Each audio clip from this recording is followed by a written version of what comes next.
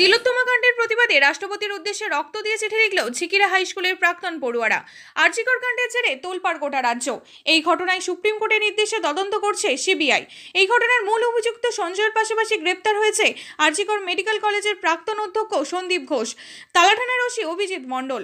শনিবার দীর্ঘ নাটকীয় মুহূর্তের পরও মুখ্যমন্ত্রী মমতা বন্দ্যোপাধ্যায় ও আন্দোলনকারী জুনিয়র চিকিৎসকদের সঙ্গে বৈঠক হয়নি।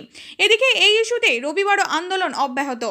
হাওড়া ও হুগলির প্রান্তিক এলাকা ঝিকিরায় এদিন এক অভিনব প্রতিবাদে সামিল হলো ঝিকিরা হাই স্কুলের প্রাক্তন ছাত্ররা। অভয় স্মৃতির উদ্দেশ্যে রক্তদানের পর রক্ত দিয়ে we want justice for RG Kar যেমন লিখল, তেমনি রক্তকে কালির মতো ব্যবহার করে চিঠি লিখল রাষ্ট্রপতির উদ্দেশ্যে। এদিন রক্তদানের পর শরীর থেকে সিরিঞ্জের মাধ্যমে রক্ত দিয়ে তাদের তিলোত্তমার জন্য লেখা হলো চিঠি।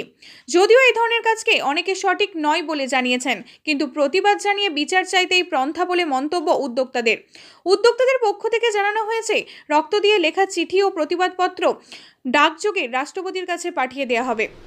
রক্ত দিয়ে বেছে দিলাম তার কারণ হচ্ছে যে প্রতিবাদের তো অনেক রকম ভাষা আমরা নতুন নতুন করে দেখতেও পাচ্ছি, নতুন নতুন প্রতিবাদের ভাষাও তৈরি হচ্ছে এই পরিস্থিতিতে দাঁড়িয়ে।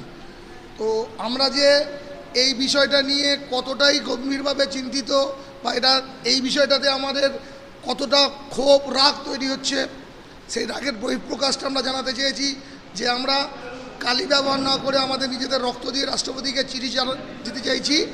এই যে অন্যায়টা হয়েছে, এই অন্যায়টা শুধু একটা অন্যায় নয়, এটা শাসক তাকে চাপা দেওয়ার চেষ্টা করছে, যেটা আমাদের কাছে সবার কাছে ভয়ঙ্কর জিনিস। যে শাসক, যে পুলিশ আমাদেরকে রক্ষা করবে, আমাদের ন্যায় বিচার পাইয়ে দিতে সুবিধে করবে, সেই শাসক, সেই পুলিশ আজকে যারা অত্যাচারী তাদের পক্ষ হয়ে কাজ করছে, নির্যাতিতাকে যাতে বিচার না পায় সেই বন্দোবস্ত করছে।